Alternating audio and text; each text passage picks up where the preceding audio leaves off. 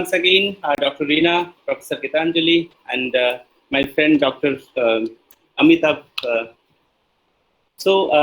This building things through language, areas of reality in discourse analysis. This is the title of my today's lecture. And so as Akanksha has already introduced me with her kind words, gentle words, and so thank you, Akanksha. So I have been teaching linguistics and different courses in Center for Linguistics in JNU for many years. Okay, so this is where the course, that's what Dr. Reena told me, that this is the course, advanced course in sociolinguistics, theory and practice. And in the course outlined, there is a unit, the unit called discourse analysis. So I am asked to talk about, discourse analysis today's lecture. Now, this is where now, if you ask me to talk about discourse analysis in one lecture, it would be really Herculean task, very difficult task for me, and to introduce discourse analysis and what we do in discourse analysis. But that's what I requested Professor Geetanjali and as well as Dr. Reena, that at least you give me 1.5 hours, 1.5 hours, then maybe it is possible to introduce some of the basic concepts, and then slowly and gradually what we do in discourse analysis. Okay, so anyway, so this is just a lecture. Let's even after the lecture, if you have any doubts, you have any kind of clarification queries, so you can reach me in my email ID. I know it is already there, hmray@mail.jnu.sc.in.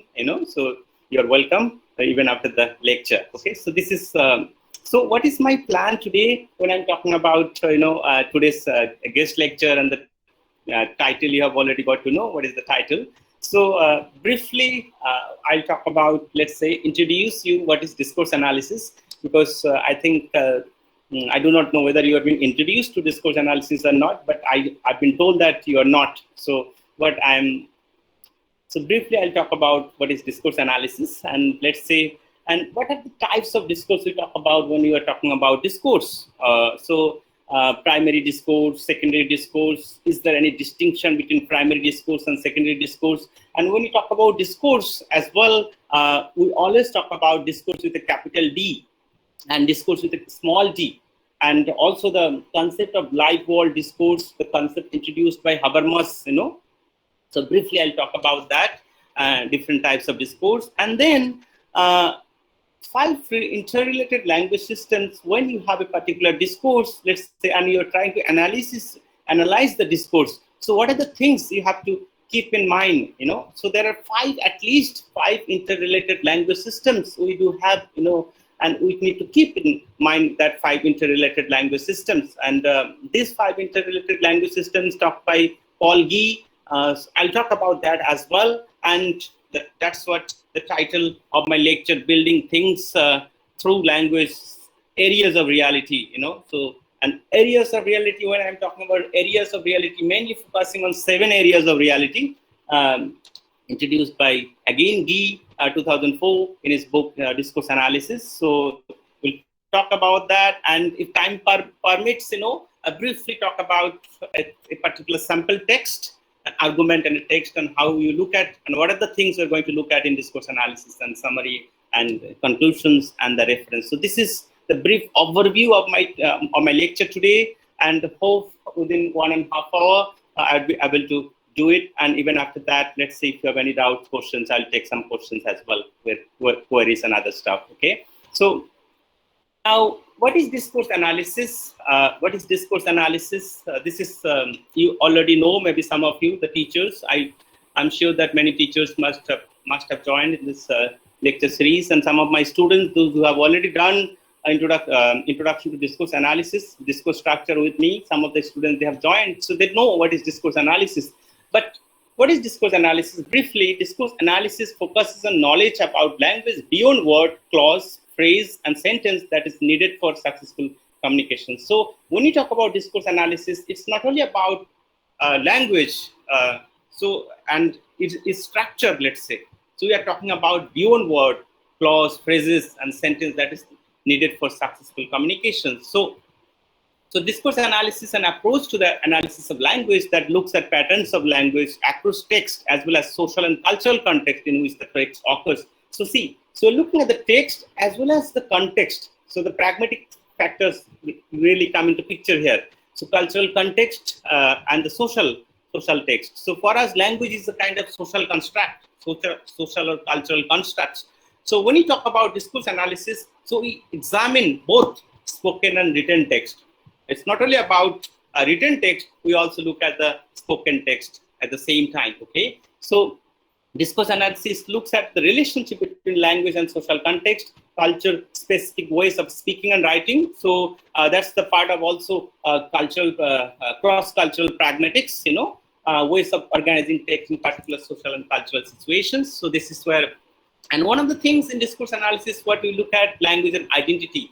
And this is the things, we again look into these things. So the ways in which through the use of language, we are not only display who we are, but also how we want people to see us. So this is how we want people to see us. That is another important thing, So through the use of spoken and written discourse, people both perform and create particular social and gender identities. So we always perform, the use of language, let's say, and to create kind of particular social and gender identities, So there is a social constructionist views on discourse. So that part I'll not talk about in detail, but somehow, so the ways in which what we say as we speak contribute to the construction of certain views of the world, of people, and in turn ourselves. Okay, so now it is very difficult to answer this question succinctly if you're talking about discourse analysis. What is discourse analysis in one or two sentences? Okay, so but if you're talking about discourse analysis and its approaches, so discourse analysis does not refer to a single approach or method.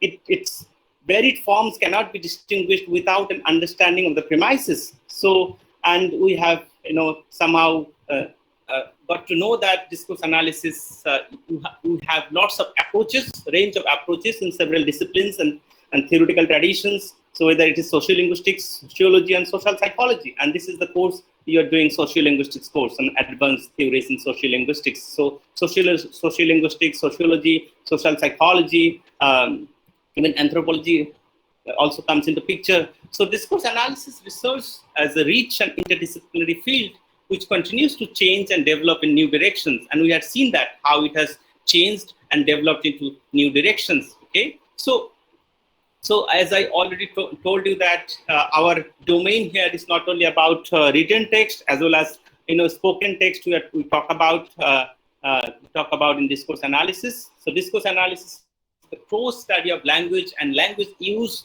So see, I'm saying here discourse analysis is the close study of language and language use as evidence of aspects of society and social life. So mainly we're focusing here language use, mainly the functional aspects of the language, not the formal aspects of the language here, okay? So discourse analysis, let's say, looks at patterns of language across text as well as the social and cultural context, as I have already mentioned, okay? So discourse analysis, beginning the history of discourse analysis, you must have heard about this person, Zelicus Harris.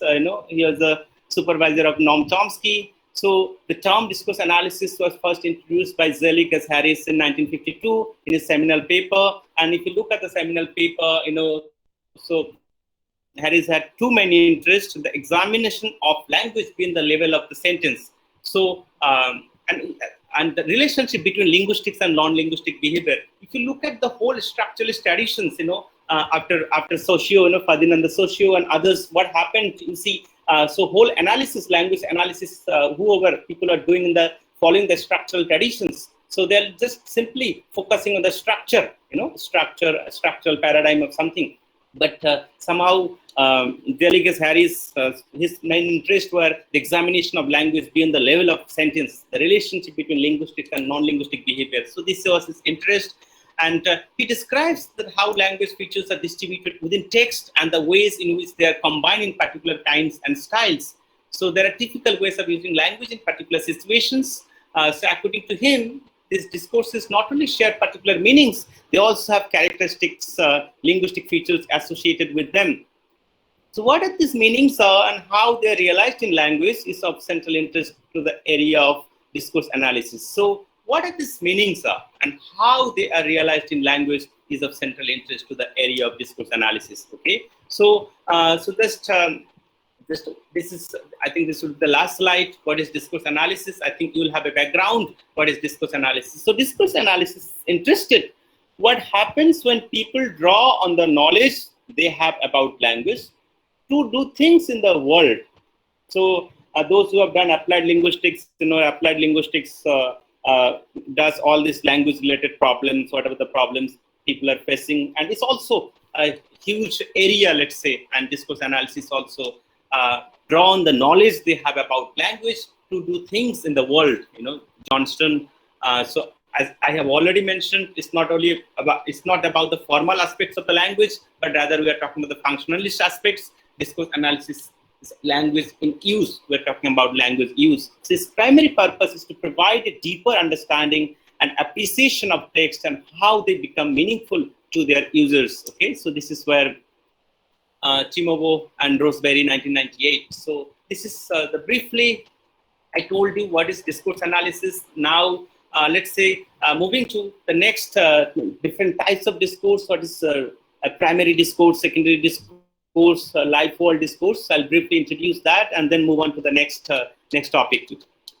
So primary discourse, I won't say that primary discourse is basically your mother tongue, but yes, to some extent you can relate to that, that primary discourse is your mother tongue mainly. So while there is an endless array of discourses in the world, nearly all human beings, except under extraordinary conditions, acquire an initial discourse within whatever constitutes their primary socializing unit early in life. Early in life, we all learn a culturally distinctive way of being an everyday person, that is a non-specialized, non-professional person. If you're talking about, our discourse, most of the times we are non-specialized and non-professional person. Let's say today I'm delivering this lecture. This lecture is, let's say, it's totally formal, professional in nature. But if you just look at my schedule, let's say, most of the times I would be interacting with my either family members or maybe some other colleagues, not formally, but in a non-specialized, non-professional manner, let's say. So this is where, and language, to some extent, or the discourse, if you're talking about, all those mundane exchanges are there. Mundane exchanges I'm talking about, our daily exchanges. And so that's what linguistics and other fields, so they simply reject or they do not look at those mundane daily exchanges, So discourse analysis mainly will look at those mundane exchanges, daily exchanges, and that is also the source of the data if you're talking about in discourse analysis. Okay. So anyway, so when you're talking about primary discourse, so we all have this primary discourse, and our primary discourse gives us our initial and often enduring sense of self and sets the foundations of a culturally specific vernacular language, our everyday language. That's the everyday language I was talking about, the language in which we speak and act as everyday non-specialized people, and our culturally specific vernacular identity. So culturally specific vernacular identity. And we all know, talking about, let's say, wherever we come from, whichever the parts of the globe or whichever the language we speak, we carry certain kind of identity. And let's say, whichever the language we speak, we carry certain kind of identity. So our culturally specific vernacular identity. Okay, so the kind of English we are talking about, especially Indian English, we are talking about Indian English. Indian English has its own unique characteristics and unique nature. And so some of the primary discourse, the parts of the primary discourse, especially in applied linguistics, we talked about some kind of transfer and some other things definitely will come into your secondary discourse. Okay, so we to some extent non-specialized people and our culturally specific vernacular identity we do have, and because this is most of the times we exchange through this language, let's say, and through our primary discourse. So, and development of primary discourse, and that's what Habermas in his book, Theory of Communicative Action, 1994, Life World Discourse talks about life world discourse. What is this life world discourse? So if you look at, so what Habermas says that as a person grows up, lots of interesting things can happen to his or her primary discourse. So lots of interesting things can happen. Primary discourses can change, hybridize with other discourses, and they can even die. They can even die. In many cases, let's say, so the people who have learned their mother tongue or because of exposure to other dominant language or dominant discourse, so their mother tongue, maybe it's hybridized or and maybe not necessarily die, but for many people even it may die. We had seen many people who have moved to another country and did not come back to their, let's say, either parent country, after many years, maybe for those people, their primary discourse can die as well. And there are ample cases also. So in any case, for the vast majority of us, our primary discourse, through all its transformation, serves us throughout life as what I call our life world discourse. So this is what Habermas says, that this is what life world discourse. So now our life world discourse is the way that we use language, feel and think, act and interact and so forth in order to be an everyday non-specialized person. So as I already told you that we are mostly everyday non-specialized person if you're talking about language and uses of language. How many hours? Let's say out of 24 hours. So out of 24 hours, what will happen is that, let's say, maybe 2 or 3 or 4 hours you may be delivering lecture or maybe some kind of official activities you are engaged. But mostly we are engaged on that kind of mundane kind of exchanges, daily exchanges, So in our pluralistic world, there is much adjustment and negotiation as people seek to meet in the terrain of the life world, given that life worlds are culturally distinctive. That is, different groups of people have different ways of being, doing everyday people, So we are everyday people. And now I just already talked about primary discourse and secondary discourse. And so all the discourses we acquire later in life, beyond our primary discourse, we acquire within a more public sphere than our initial socializing group. We can call this secondary discourse. And after our primary discourse, so let's say for many people, if their mother tongue is Bangla or Hindi, and later on they must have acquired or learned, let's say, English or any other languages, second languages. So those second languages could be their secondary discourse.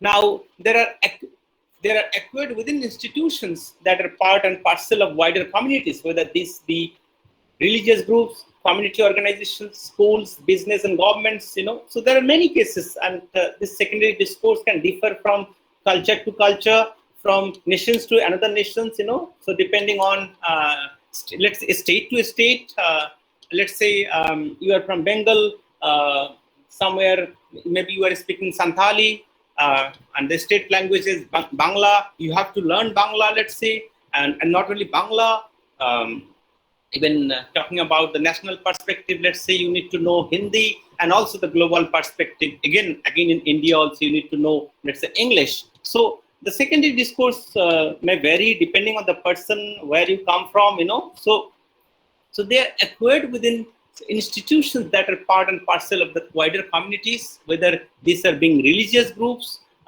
community organizations, schools, business or governments. As I told you, it depends on, as we are being socialized early in life, secondary discourse very often play an interesting role. And that's what we all know, that this secondary discourse very often play an interesting role. And somehow, let's say even this lecture, I'm delivering in the secondary discourse, not in the primary discourse, in my understanding. Maybe in India also there are many people who have learned or acquired English as a kind of primary discourse. But in my case, let's say, I'll definitely say that yes, English is my secondary discourse. So primary discourse work out over time, alignments and allegiances with and against other discourses, alignments and allegiances that shape them as they in turn shape these other discourses. So secondary discourse and alignment and allegiance, and you will find that kind of alignment, that kind of allegiance to secondary discourse and it's not only that African American families, especially in India, also will see that the alignment and allegiance to secondary discourse. As I already told you that, let's say the Santhali community, maybe there is alignment with the Bengali community, not only with the Bengali community, let's say with the Hindi community, or maybe with the English community for that matter, you see. So one way that many social groups achieve an alignment with secondary discourse, the value is by incorporating certain aspects of the practices of the secondary discourses into the early primary discourse socializations of the children. So some African American families incorporate aspects of practices and values that are part of African American churches into the primary discourse. So what is happening? Let's say in many places you will see that African American families mainly inculcated to the value system of the church or Christianity for that matter into their primary discourse. And in India also we had seen that many, let's say, parents, they're sending their children to those schools, let's say English medium schools, to get acquainted with the secondary discourse. And it's not only English, let's say, it's not only about English language, it's about English culture we are talking about. It's not only about English language, it's also about English culture. So there are many other interesting things. So the kind of alignment on allegiances takes place, and many family incorporated aspects of practices and values of very traditional Catholicism into their primary discourse. We had seen that in the West, in Europe also, and African, as I already mentioned about. In India also, if you are talking about Indian culture, there are many tribals, let's say, or let's say non-tribals as well. So in India, there are many, to some extent, the concept, the ideas, many things are being taught in a implicit manner. Let's say we know all it. So many aspects of the Hindu culture, for that matter, So many things are being taught in the school, in the colleges. We all are aware of it. So this is an extremely important mechanism in terms of which bits and pieces of a valued community or public identity to be more fully practiced later in the child's life, incorporated as part and parcel of the child's private home-based life or identity. So there are many things, So mainly tribal will try to inculcate, so to say, mainstream Indian culture. So if I say mainstream Indian culture, it's mainly Hindu culture, whether you agree or not, but this is true. So complex relationship between people's primary discourse and secondary discourse. So as a result, whoever the people, whether I am or you try to look at that. So there is a complex relationship between primary discourse and secondary discourse, and there are, of course, complex relationship between people's primary discourse and the secondary ones they acquire, as well as among their academic, institutional, and community-based secondary discourses. So there is always a complex relationship. So this interaction crucially affect what happens to people when they are attempting to acquire new discourses. So families incorporated aspects of valued secondary discourse practices into the primary discourse as early borrowing, and that's what Paul Gee talks about, early borrowing. Because why early borrowing? Early borrowing is good to some extent because, let's say, some people, especially the parents, are sending their children, in those schools, so that later on they can learn. Later on they can learn, and the secondary discourse, and also be part of the secondary discourse, and they can easily get job, job or whatever. The opportunities are there in the secondary discourse. So early borrowing is pretty good. Early borrowing is used as a way to facilitate children's later success in valued secondary discourses. So we had seen that part also. So that is one of the reasons that in India, even linguists, we all talk about that, teach your children in mother tongue, or mother tongue education should be promoted. But parents, they're reluctant to send their children in those vernacular medium schools. So they want to send their children to those secondary discourse, mainly secondary discourse. I'm talking about either English or maybe any other dominant language, for that matter. So early borrowings, we 2014 talks about early borrowings functions not primarily to give children certain skills, but rather to give them certain values, certain attitudes, motivations, ways of interacting and perspectives, all of which are more important than mere skills for successful later entry into specific secondary discourses for real, for real skills follow from such matters, and so this is what we have learned that and early borrowings are really interesting, and that is one of the reasons that people are sending their children, parents are sending their children to those secondary discourses, dominant discourses, and so, and it's not necessarily true that all the parents are sending. There are many cases we have seen in when we talk about language, recognition of language, when particular dialects are getting recognized. So many people, they involve form of resistance, instead of there is a kind of allegiance to the secondary discourse, they may oppose the secondary discourse. And many cases it happened in India as well. So there could be resistance, opposition, domination on the one hand, or maybe another hand, as I told you, the allegiance to the secondary discourse, So it can happen. It's a complex matter. Language itself is a complex matter. It's not as simple. We look at it, and we cannot look at language, as I told you, in the structure itself. So language has to be looked at beyond the structure, beyond the word, beyond the sentences. We need to look at the social and the cultural aspects of the language. That's what we always say, that language is a social and cultural constructs. And so within this, another let's say term, a discourse with a capital D. This is what we always mention, discourse with a capital D. So when you talk about discourse with a capital D, is composed of distinctive ways of speaking or listening, often to writing, reading, coupled with distinctive ways of acting, interacting, valuing, feeling, dressing, thinking, believing with other people and with various objects, tools, and technologies, so as to enact specific socially recognizable identities engaged in specific socially recognizable identities. So when you talk about capital D, discourse with capital D, it's not only about language. There are many other things, let's say, and so these identities might be things like being doing. Let's say maybe you are a student somewhere. So there are many other things, as I already mentioned.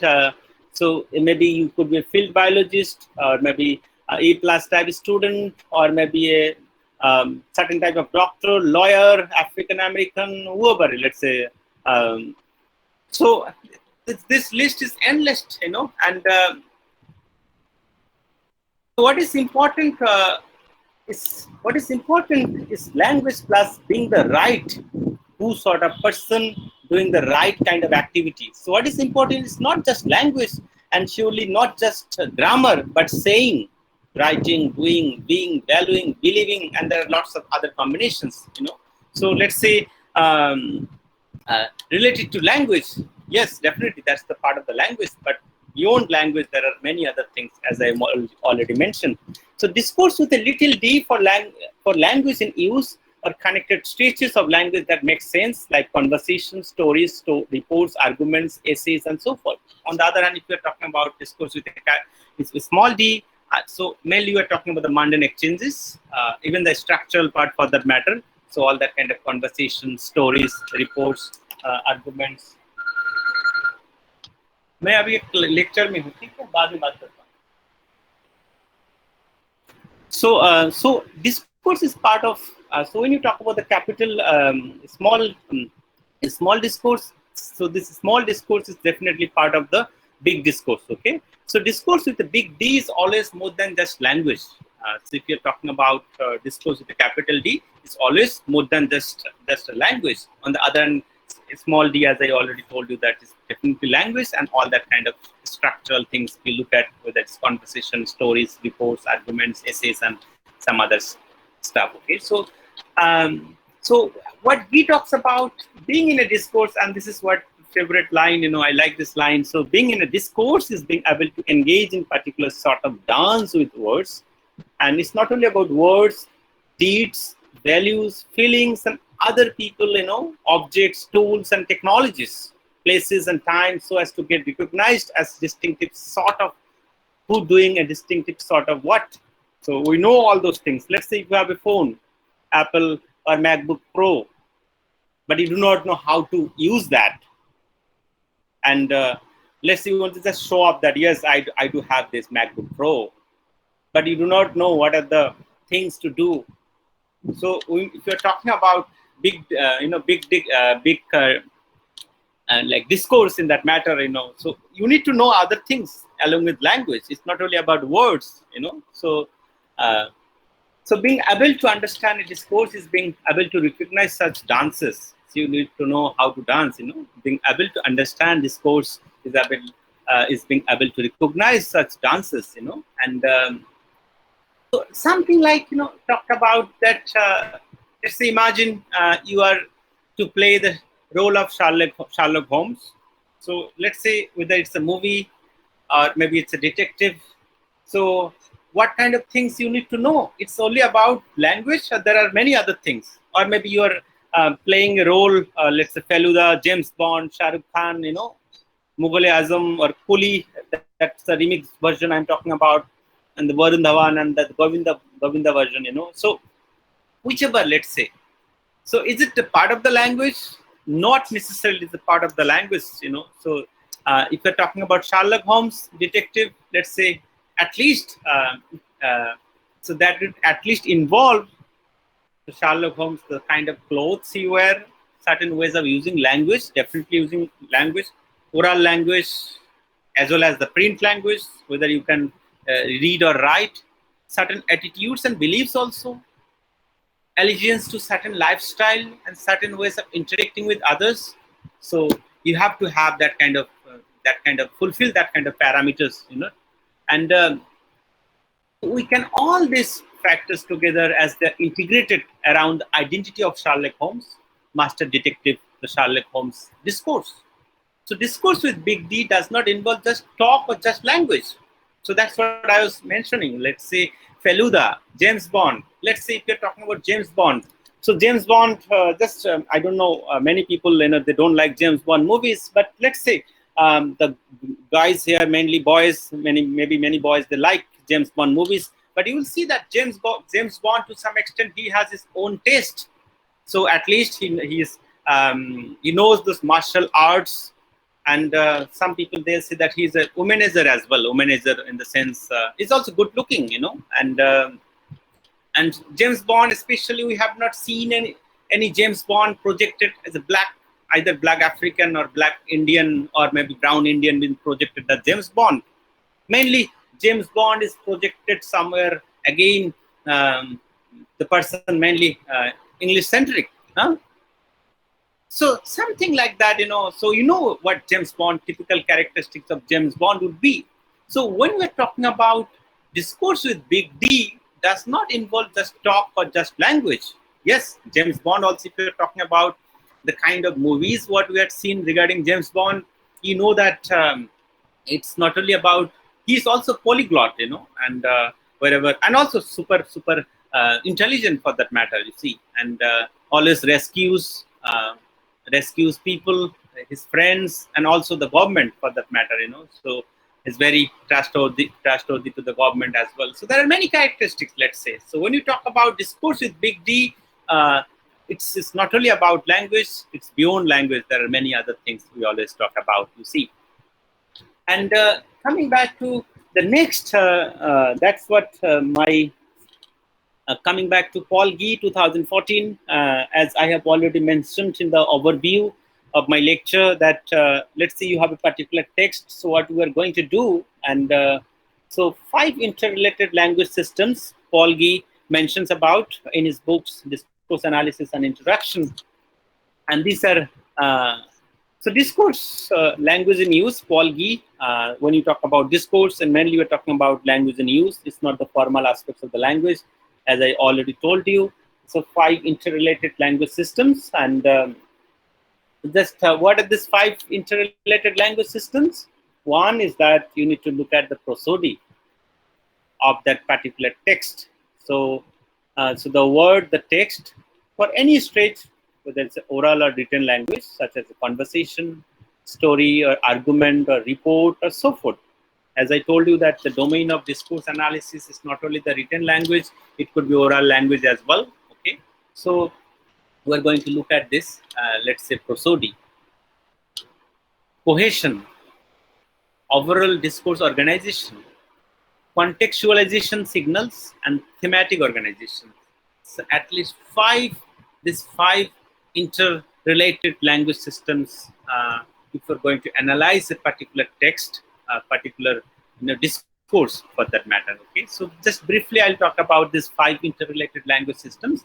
So prosody, cohesion, overall discourse organization, contextualization signals, and thematic organization. So prosody, what is this prosody? We all know what is prosody, and especially in linguistics and phonetics, phonology, we talk about these things in great detail. But somehow we do not need that kind of more that kind of linguistics, all that kind of detailed kind of approach when we talk about prosody. But somehow this person Paul Guy, when he talks about prosody, he says that prosody covers the ways in which the words and sentences of a text are said. Words and sentences of a text are said. Their pitch. So we're going to talk about pitch. We're going to talk about the loudness. We're going to talk about the stress, the length assigned to various syllables, as well as the way in which the speaker hesitates or pauses. Try to understand that, and try to see, especially a particular, you see a movie or maybe a dialogue between two speakers. What happens? The pitch can determine who is the dominating and who is not dominating. Even the loudness, also stress, where you are giving the stress, emphasizing the stress, in a particular word, and which part of the word, the meaning can change, and the length to various syllables, and just, and not only that, at times what happens, especially in movie or in theater, also street theater, you will see that even pause or silence can also mean many things. You just look at the advertisement, in different advertisements, whatever it's the TV or in other YouTube also, you can see different advertisements. So all these things will come into picture. Silence is also part of it. The pitch, loudness, stress, length. So even hesitations, and the pauses. Let's say at the time of speak, people they hesitate. So looking at their hesitations, you can also analyze whether he's competent or not competent. Why the pauses? Maybe the pauses are also intentional at times, or at times pauses are not intentional. Maybe the person doesn't have adequate vocabulary, so that's what the pauses is, just thinking or trying to retrieve the words from his memory. So there could be many reasons, so you need to look into all that kind of things. So that's what prosody I was talking about. One of the things Paul Guy talks about prosody. Now, the second part, cohesion, discourse language in use. Cohesion covers all the multifarious linguistic ways in which sentences are connected or linked to each other. So it is the glue that holds text together. So we look at, somewhere there is always a connection from first, second to second sentence, third sentence, and even in the text, even in the stanza, there is a connection. Even in the thought level also, if you look at, So cohesion covers all the multifarious linguistic ways in which sentences are connected or linked to each other. And especially in linguistics, we talked about discourse marker or discourse particles. So there are many discourse markers or discourse particles there in English, in Hindi as well, for that matter. Let's say to. So to, let's say if somebody says to, that means the person knows what is being said, or maybe it's questioning to. So that to particle is really interesting.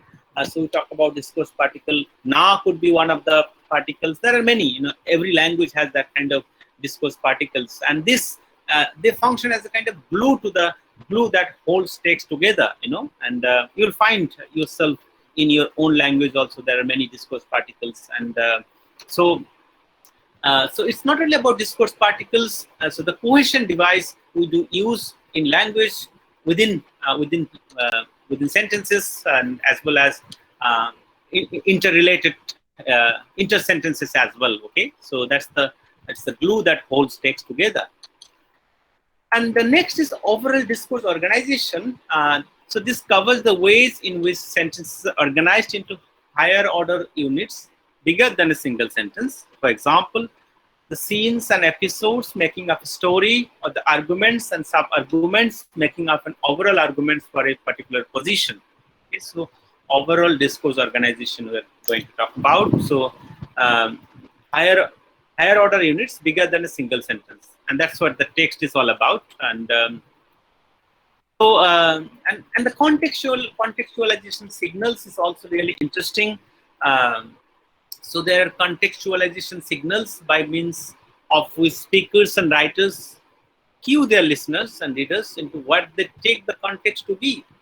So we give certain kind of clue, and clue and cue, give the listeners that this is what, and we all do. And it's not only about the formal setting, also in the informal setting. You just listen to two people talking, and you will find that there are lots of cue or clues we provide. So communication is senseless unless people share some view of what context is within which they are communicating, and the context is really important, let's say. And that's what at times some people they do not understand, let's say. And if you take certain sentence out of the context, the meaning is totally different, totally different. So the meaning will be totally different, and the context, let's say, that's the whole cross-cultural pragmatics, and also pragmatics, the use of language in the context. We need to know that context really plays important role if you're talking about the meaning. Let's say if I just say a particular word, let's say a chocolate, in front of a ice cream shop, so that means the shopkeeper, he will give me ice cream, let's say chocolate flavor ice cream. Or the word chocolate can have different meaning depending on different context, let's say. And so in another place, the word chocolate can mean something else, So context is, but context is, that's what the next line I'm saying, but context is not just there, it is something people actively construe, negotiate over, and change their minds about. At times what happens, this whole context thing, it's construe, negotiate over, and change their minds about. So context, though it is there, but somehow we negotiate the context, and we also give certain clues. And so contextualization signals are really important. So you need to look at, if you have a particular discourse in your hand, you're trying to analyze that particular discourse, so the context is really important. Okay. And the last part within this 5 interrelated language systems is the thematic organization. So what is this thematic organization? So this covers the ways in which themes, images, contrast, focal points of interest are signaled and developed. And so the thematic organization, something like, especially in the novel, and maybe even if you're writing a story or poem and something, so we all do try to make kind of images, and at times we do kind of contrast, and something we want to pinpoint, so there must be focal points of interest and are signaled and developed, slowly and gradually. So there is thematic organization going on, depending on what you would like to convey in that particular text or in that particular discourse. So these 5 things, Paul Gee talks about, as I have already mentioned, and this is the last part of my lecture. That's the things to do with language, let's say, areas of reality, and what are other things we look at, let's say. And this is, so language, as I already told you, in discourse analysis, we are not talking about language and or the formal analysis of the language, not looking at the formal structure of the language, but rather we are trying to look at language as a social and cultural construct. So for us, we take this functionalist point of view to the language, and how the main thing is that for us, the way we look at language, how language provides us, that kind of medium to communicate, let's say. So this is our understanding. So language as an action and affiliation. So the primary purpose of language is, let's say, to provide us communication or communicative information. This is our understanding.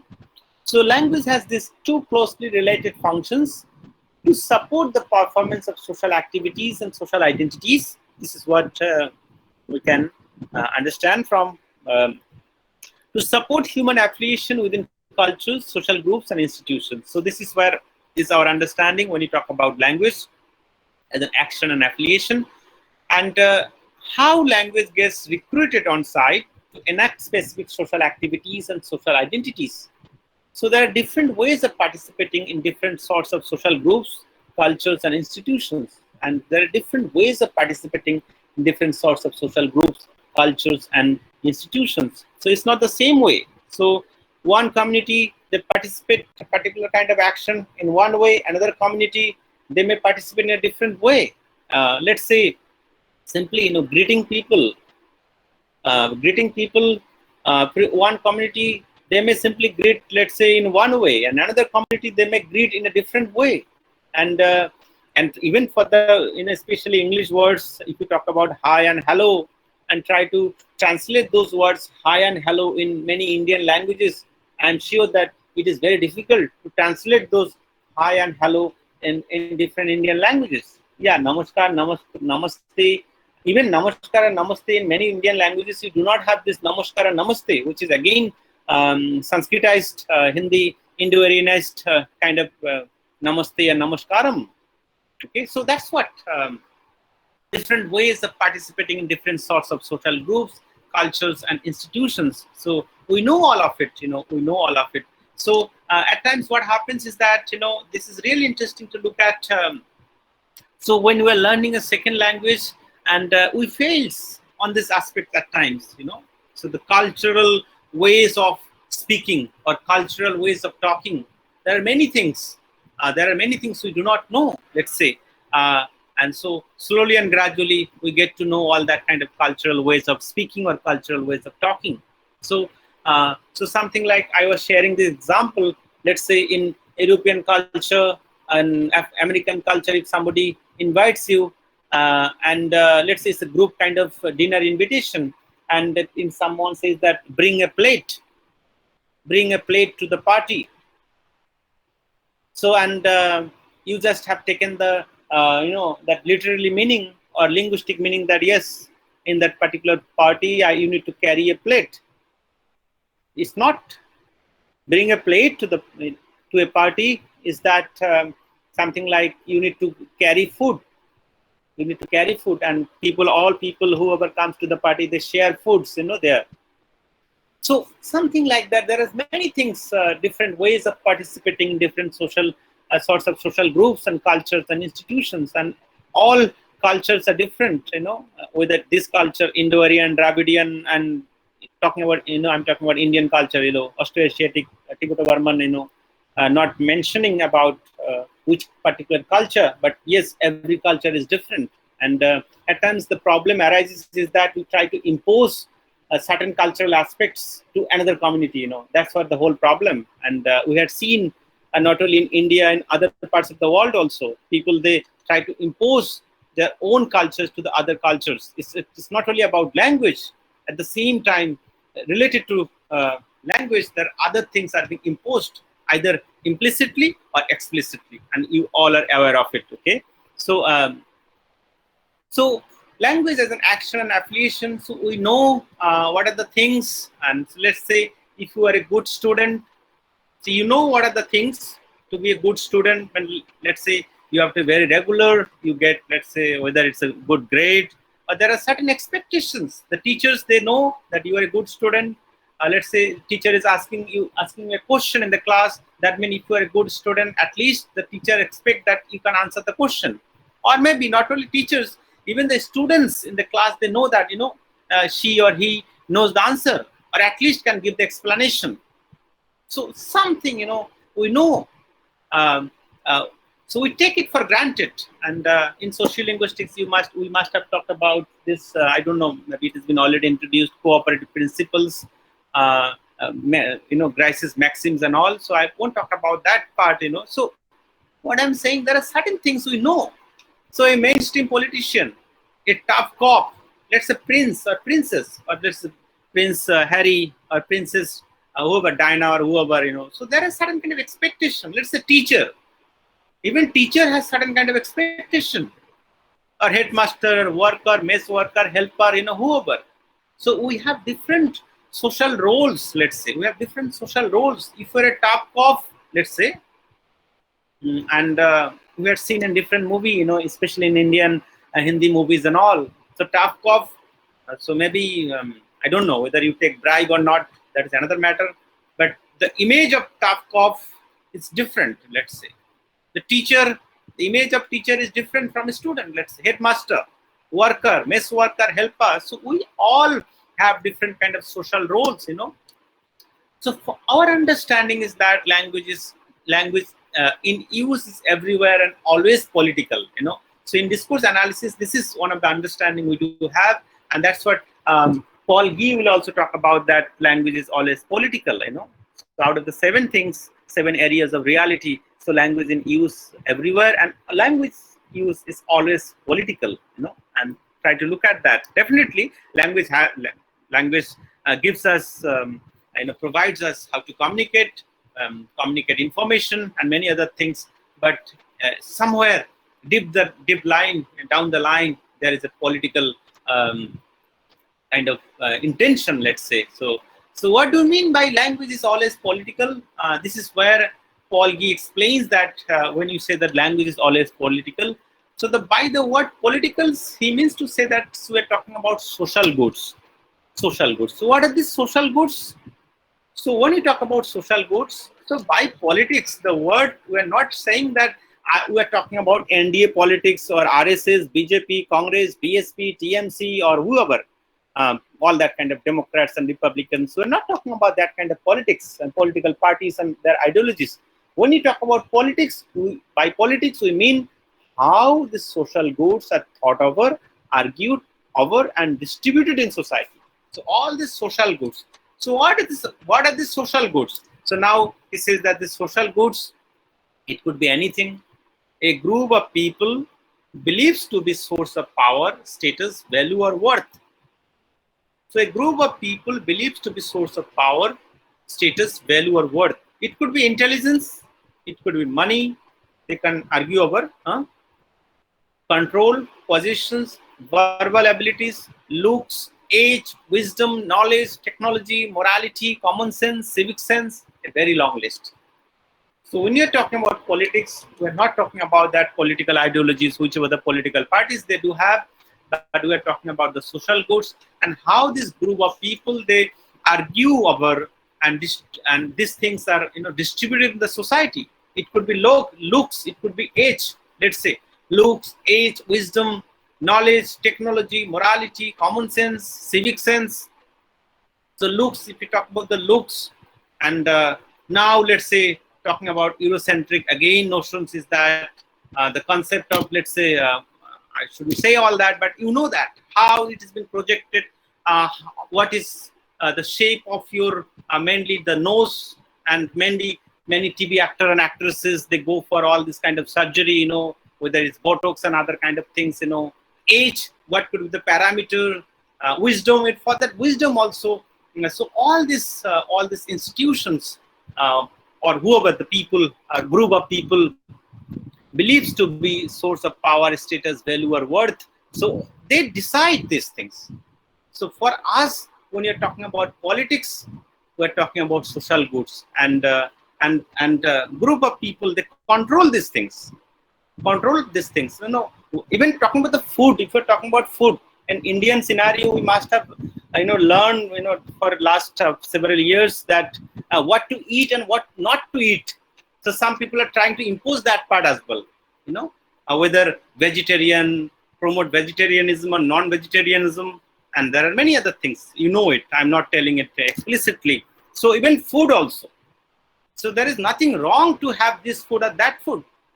Even if we talk about the food or the food habits comes from mainly the local ecology we're talking about, the things which are available near to the nature, let's say, the place you belong to, or something, let's say. So people will have certain things depending on the availability. You cannot impose certain things on a particular community, and the community is being having these things, centuries after centuries, and all of a sudden you come up with certain kind of ideology and you just try to impose that ideology, whichever the ideology for that matter, as I was telling you. So it could be looks, age, wisdom, knowledge, technology, food habits, and many other things you see, and also the civic sense for that matter. Okay, so for us, when you're talking about politics, we're talking about the social goods, So politics and language. So politics is part and parcel of using language in our understanding. So when you speak or write, we always use the grammar of our language to take a particular perspective. So try to understand this. Let's say there is a time. So all our whoever we now talk about freedom fighter, whether it's Bhagat Singh, Khudiram, Binay, Badal, Dinesh, whoever the freedom fighters and all. So there is one perspective. You're a freedom fighter. But another perspective, some people are terrorists. And so I'm sure that at that time, the British colonialist did not look them as freedom fighter. And now the kind of terms we see that Andolan Jibi or parasite. So in one aspect, yes, Andolan Jibi, and extension of Andolan Jibi is parasite. Recently you must have heard about this word Andolan Jibi. So, but when you are not in power, then that time you are also Andolan Jibi. You question that the fuel price, why the fuel price is going up, let's say. And now let's say the fuel price is burning.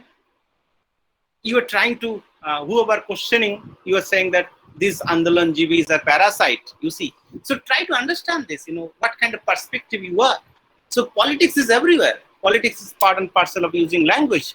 So how you look at it? In another way, is the glass half full or is the glass half empty? How you look at it? What kind of perspective you are? So are you going to look at this from the colonialist point of view? Are you going to look at from the mainstream point of view or from the other's point of view? So we have to have, but in general, what we had seen that people have that kind of narrow kind of prism or narrow lens. They look at certain things and they have closed their minds, when they're trying to judge people. So they do not look at things from others' point of view, so something like so. So talking about the last, that's the topic of my lecture, building things through language and the 7 areas of reality. So within 10 to 15 minutes, I'll be able to finish this, okay? So as I told you that 1.5 hours. So building things through language, when you're talking about building things through language, so we always actively use spoken and written language to create or build the world of activities. So we always actively use spoken and written language to create or build the world of activities. So whichever the activities we are involved, let's say meetings. So we have meetings nowadays, online meetings, and earlier we had offline meetings. We have in JNU, we have SFC meeting, student faculty committee meeting, academic council meeting, board of studies meeting, different kind of meeting, let's CSR meeting, public meeting, political parties, seminar and conferences, online meeting, school meeting, college meeting, that different kind of activities were involved. So in that particular meeting or in that particular, the kind of discourse, what is going on, so what is your role, let's say? What kind of role you want to play, So it depends, let's say. So identities, what kind of identities you do have? And language definitely plays an important role. So identities, maybe you are in that particular meeting, you were a committee chairperson, or maybe you're a member, facilitators, obstructionist, or yes man kind of. So what kind of identities you do have or you want to create or build? And it can be understood through the use of language, and not only language, as I told you that in discourse analysis, we look at beyond the language, So whether, let's say, you are simply a member, and whatever the chairperson is saying, that you are simply saying yes, yes, yes, yes. And somewhere, let's say you are a member and you try to give kind of constructive viewpoints to the committee chairs. So you want to build your identity in a different way, or some people are there, they don't want to listen to the other group. They think that he or she is the best person, and whatever he or she knows, it is the best, coming from the God's mouth or something.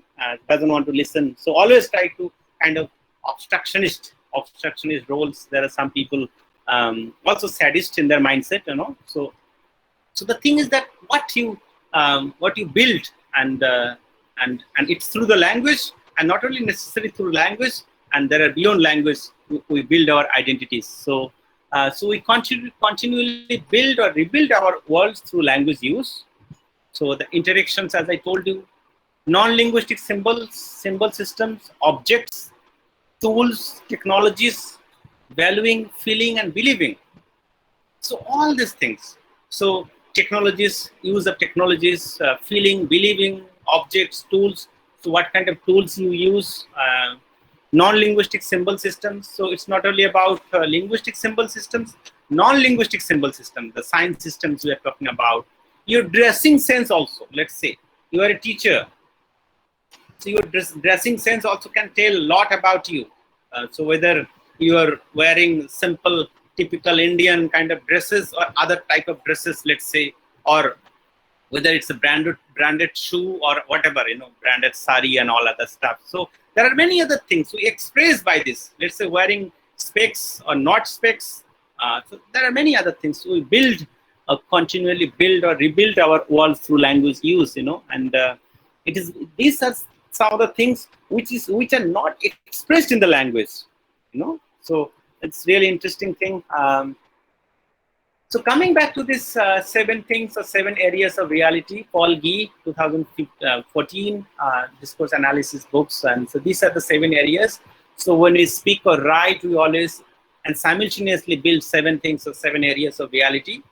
A discourse analyst can ask 7 different questions about any piece of language in use. So any piece of language in use. So any piece of language in use, as I was telling you, it could be written discourse, it could be spoken discourse. So one of the things we talk about significance, we talk about activities, we talk about identities, we talk about relationships, politics, the distribution of social goods, as I already told you, connections, science systems, and the knowledge. So these 7 things or 7 areas of realities, discourse analysis can ask this kind of different questions, depending on this 7 areas. So just briefly, what is significance? So we use language to make things significant, to give them meaning or value in certain ways, to build significance. So so we use language to make things significant or insignificant for that matter. So at times we make mountains out of molehills. We know that, we exaggerate, and language has this capacity, especially in stylistics. We talk about this exaggeration thing, exaggeration, and there are many literary devices, rhetoric. We do use pun, innuendo, simile, metaphors. There are many others, let's say. So we use language to make things significant or insignificant for that matter. Someone is saying something, so to trivialize his or her matter, we can make it insignificant through the use of language, And discourse analysis question this: how is the piece of language being used to make certain things significant or not significant, and maybe not significant?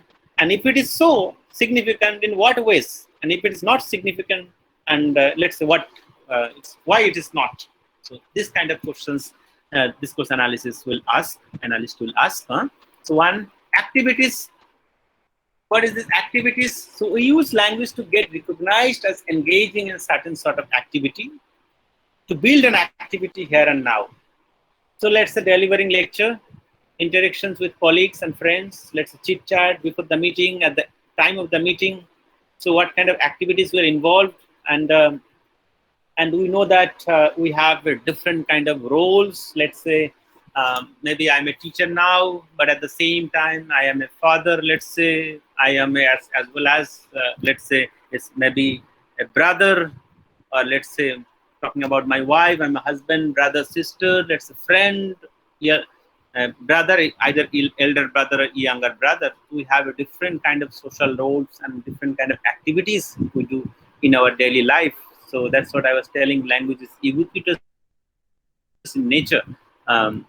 So the kind of questions discourse analysis will ask is that what activity or activities is this piece of language being used to enact, get others to recognize as going on. So what activity or activities is this piece of language being used to enact, get others to recognize as going on.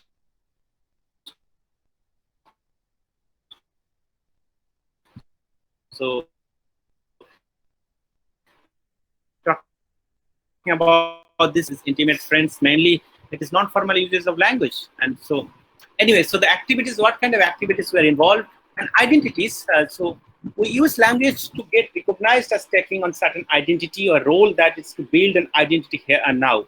So let's say talking, so a chair member of a meeting, speaking and acting as one peer or colleague.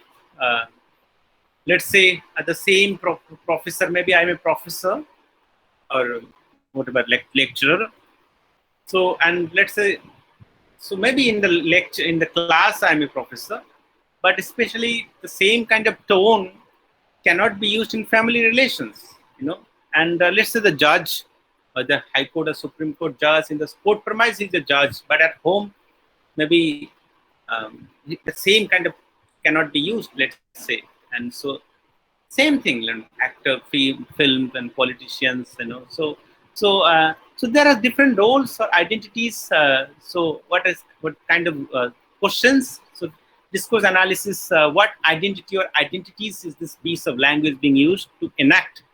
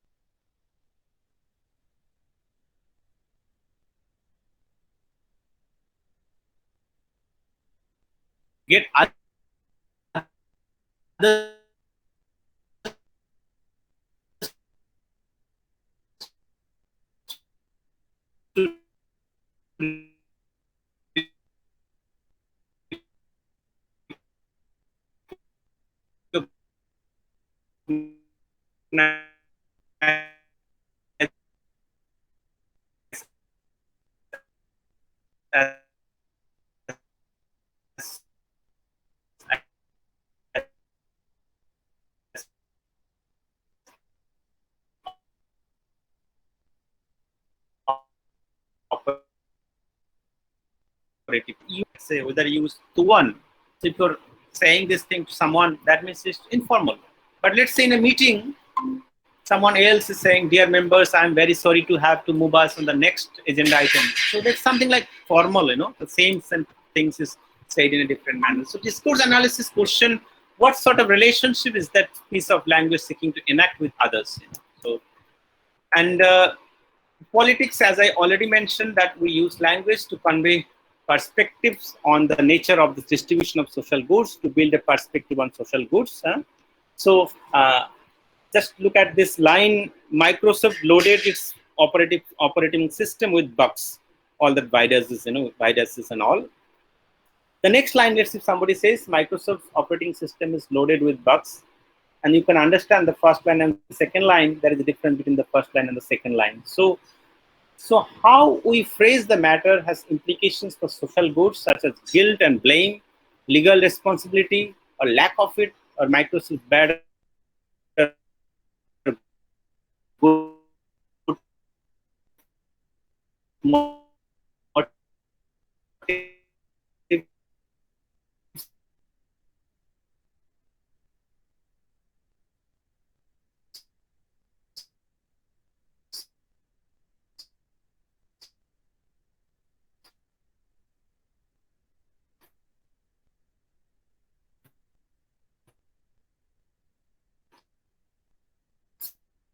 so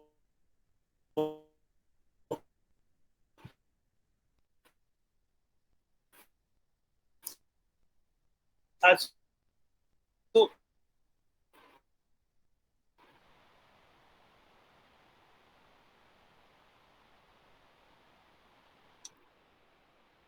so there are many other, let's say, questions.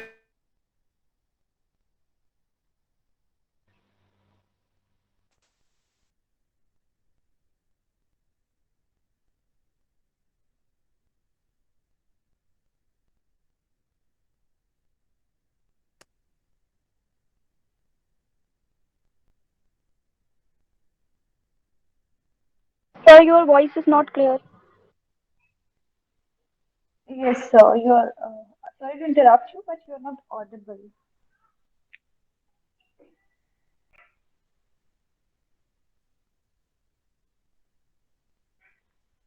There is some network issue, I guess.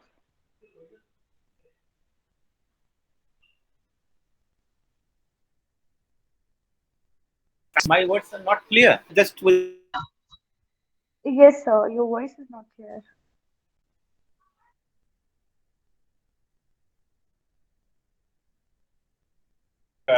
so he is like wildlife photography. So Raju, he's like scared of life, like wears many rings, and so in that particular conversation, so Raju talks to Ranchadar's Chachar, if you remember the character. So in that connection, when they are talking about love, so Raju says that you love Priya, but you don't have the guts to say, especially in English. So we talk about connections, a lot of different kind of connections. So the discourse analysis, the kind of questions, how does this piece of language connect or disconnect things? How does it make one thing relevant or irrelevant to another? So this another things, and this is really interesting. The last one, the science systems and knowledge. So different languages, especially in the world, if you look at, there are more than 6,000 languages, and there are different varieties. And within those varieties, you have different registers, academic, formal, informal. So there are different varieties are there.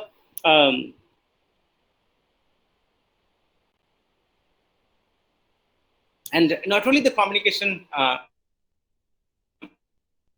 the kind of science systems we are talking about,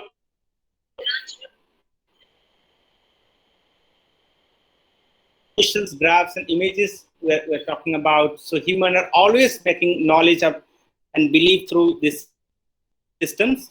So certain forms of knowledge and belief, even for privileged in given situations, it can build privilege and prestige for one science systems and knowledge claim over another. So try to understand this, the science system, the whole science system, the knowledge. It's talking about Indian culture. If you know that to some extent in India, so there is an implicit imposition of Hindi, or to some extent Sanskrit. And as a result, in different nook and corner of the country, there is uproar in different parts of the country, and because they're trying to impose different kind of science systems, So discourse analysis question system: how does this piece of language different ways of knowing and believing, or claims to knowledge and belief? So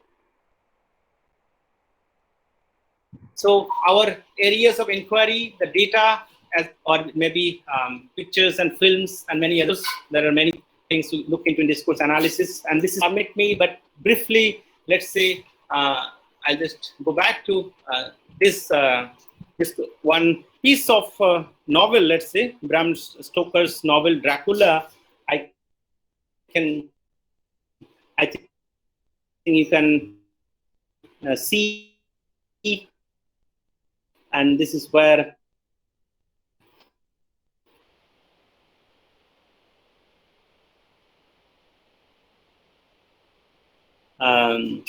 if one of you could simply read this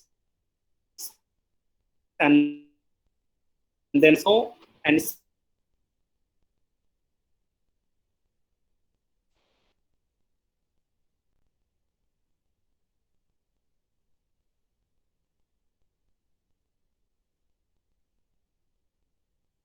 not only status and solidarity. And okay, and let's say, so when we are analyzing this, mainly it is not grammar alone, but how one designs one's utterance, and so Dracula realizes that it is not grammar alone, primarily, that the ways in which words are spoken, or we might say how one designs one's utterance. True, I know the grammar and the words, but yet I know not how to speak them, So this is really interesting. That's what as I told you, it's not only about grammar, it's not only about that discourse. When you talk about discourses are not tight boxes with neat boundaries. Discourses are not units or tight boxes with neat boundaries. Rather, they are ways of recognizing and getting recognized as certain sorts of who is doing certain sorts of words, and discourses are inherently ideological. This is one more point. Because it is inherently ideological, since I don't have enough time, I won't explain this, why it is inherently ideological, but you understand why it is inherently ideological. And discourses are resistant to internal criticism and self-scrutiny at times, So the whole point can be discussed again and again, why discourses are resistant to internal criticism and self-scrutiny.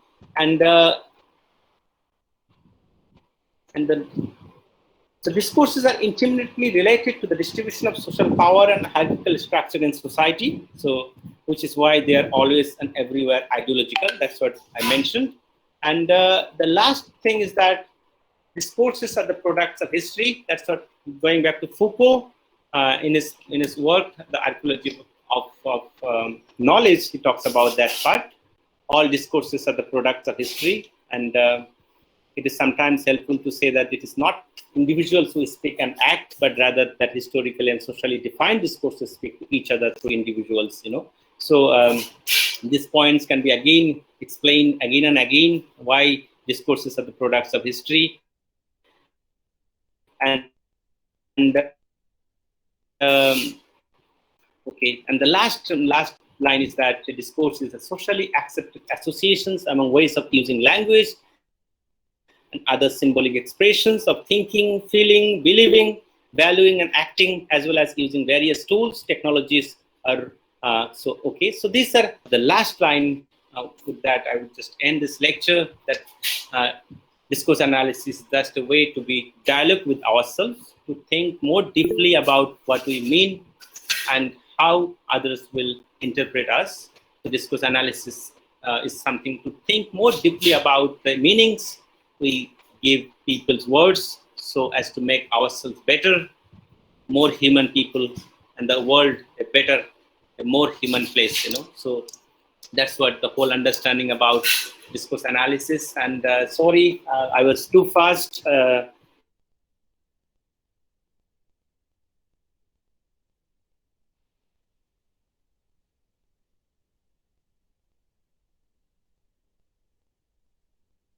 Want this slide, I can share with the organizers.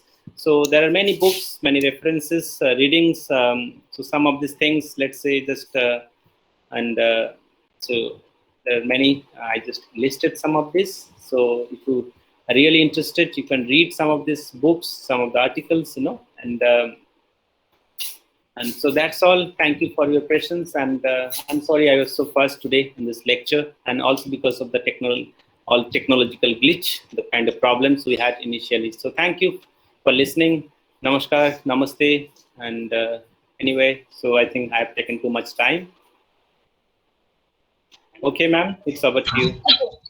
Yes, thank you so much, sir. It was such a wonderful lecture, wonderful listening to you, and this thorough discussion will definitely help us students to understand what discourse analysis is. So, before you leave the lecture, I would ask our students to ask the questions, and if they have any queries, they can ask you, because this opportunity is never going to come really soon. So, I think it would be better for them to ask you questions. As many questions they have, they can.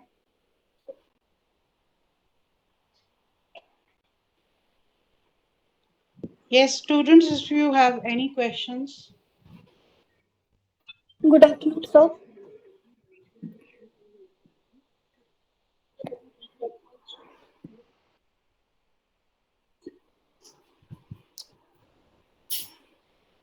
Yes, Aisha, ask your question.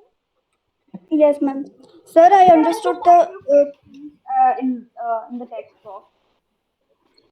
Okay, ma'am.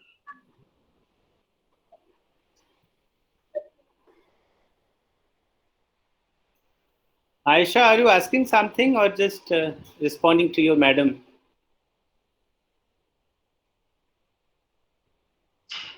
So she wants to ask you something. I guess she's typing.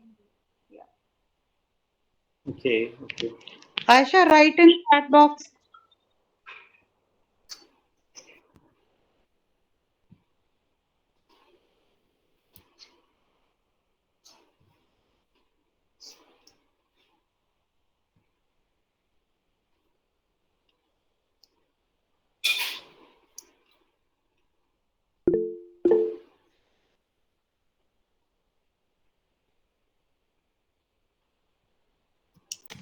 Sir, I think there is network problem. Yeah, that's what today, because of some network problems, even generally it doesn't happen Sir, with me. she has written her question. Okay, just I'll read it. She says, I understood discourse with capital D, but I want to ask how we can distinguish between discourse with capital D and small d. okay, okay. So Aisha, really good question, Aisha. So talking about discourse with capital D and discourse with small d, mainly when you talk about discourse with small d, all that kind of conversation, as I told you that even the linguistic structure and all, so we all understand. But when you talk about discourse with capital D, and especially in discourse analysis, people are more interested in discourse with capital D. So, and it's not only about the language structure, it's beyond the language structure, the kind of cultural perspective, the kind of cultural understanding people do have, So it's all about things, believing the things, as I already mentioned that. So when you are talking about small d, it's basically parts of the language structure. So any linguistic analysis of discourse with small d would, let's say, whether it's a linguistic formal analysis or functional analysis. So they are not going into detail of that.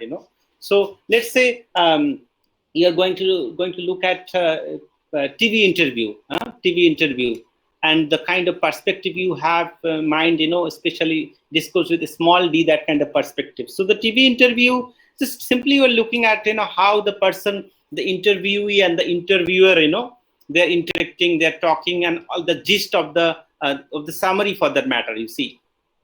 But you have the mindset of looking at that particular discourse, let's say, from that discourse with capital D, from that perspective. So you're going to look at many other things.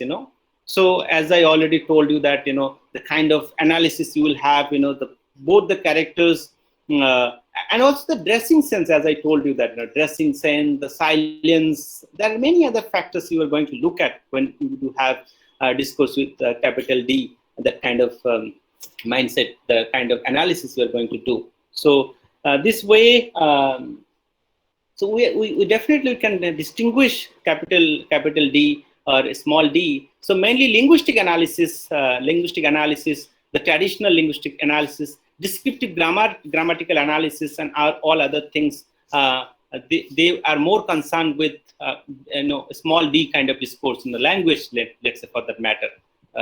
So that way we can make a kind of distinction between capital D and small d. So Paul Gee talks about this in his book Discourse Analysis and Introduction in 2014, and he gives lots of examples of capital D and small d. Because of the time limits and all, and I try to introduce many things. I think that's one of the drawbacks also. I should have chosen only one title today in this lecture, only capital D and big D. Actually, you see, this is I try to summarize many things today in this class. That's one of the reasons that I could not explain things properly. So thank you for that, for the questions, Aisha. Thank you so much.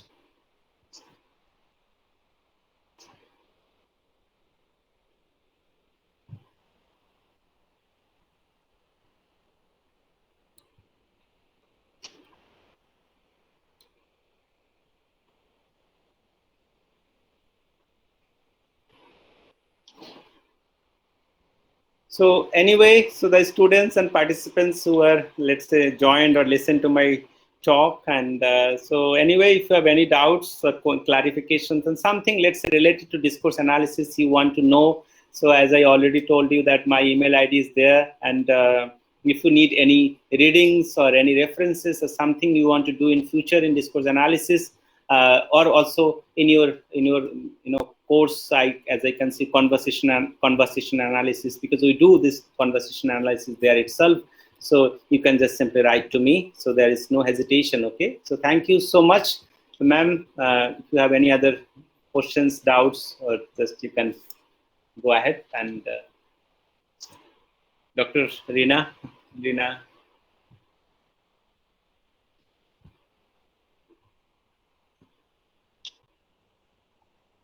So it is indeed was wonderful listening to you.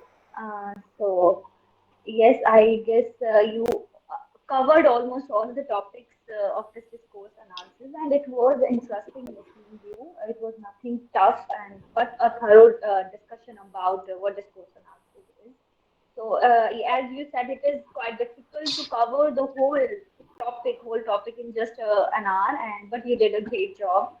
So we are looking forward to listen from you more, to listen about another such topic, another linguistic topic, another perspective about what linguistics is and how it works with the context, and how we talk about pragmatics and the social context, how they are related, how language and society is related, and how it shapes our identity, how language shapes our identity.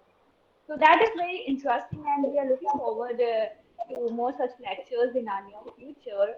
And definitely, yes, sir. One more thing I would like to ask that if you could please share the material with us, with ma'am, you can do that, so that we can provide that material to our students who have listened to your lecture and who are eager to learn more about the course analysis. So thank you again, and thank you for such a wonderful lecture.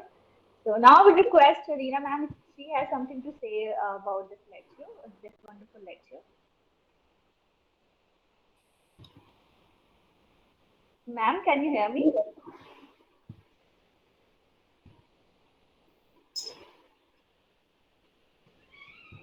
Okay. So thank you. As ma'am, Yeah, I think she's there. Thank you, Akanksha, for saying all these nice words. And definitely, I will share this PPT. And maybe if you want some readings, let's say the book I was talking about, Discourse Analysis by Paul Gee. I can also share you that book, and so maybe you can read and get more about it. Get to know yes, more about please, discourse analysis. yes, Okay. please do share it with me. I'll share my email ID with you, or I'll text you. Yeah. So, and So yes, I definitely like to mention that it is because of Amitabh sir we get to know you, and I get to know you as I am working under his supervision. I am Amitabh sir's scholar, but currently working at Cluster University. oh, So good. yeah, so sir Okay. asked me, we got your contact from Amitabh sir only, and I personally have met you during the conferences that I have attended at JNU and SLVDU itself. So, so that is how we got to know you. We got to know about you. So indeed, it was a pleasure having you here with us. So I guess ma'am is not here. Yes, Fine. remember. Yes, Yes, Akansha. ma'am. Yes, yes, ma'am. So ma'am, if you have something to say, please. Yes, sir, it was wonderful hearing you, and I hope all the doubts of our students must have been cleared, and it will go a long way in, giving them opportunities, and, I hope they will take up this subject in future also, and do their backup research, and we will looking forward to more of lectures on, subjects on sociolinguistics. And I think you were telling us you have some expertise in language literature also, sir. We also will have you for some literature topic also, if you would like to say something on that also. Ma'am, I teach introduction to stylistics in the department as well. So Okay, sir. We have that here also. So okay. maybe in Yes, the that next would be semester great. we will again invite you Thank you, sir, for being there. And yes, Thank, Akanksha. thank you, ma'am, Yes, sir. for inviting me. Thank you for inviting me to deliver this lecture. So I'll interact in the future. Thank you, ma'am, as well as thank you, Akanksha, and all the participants for joining in this lecture. So if there is nothing, no questions, so bye Before you bye. leave,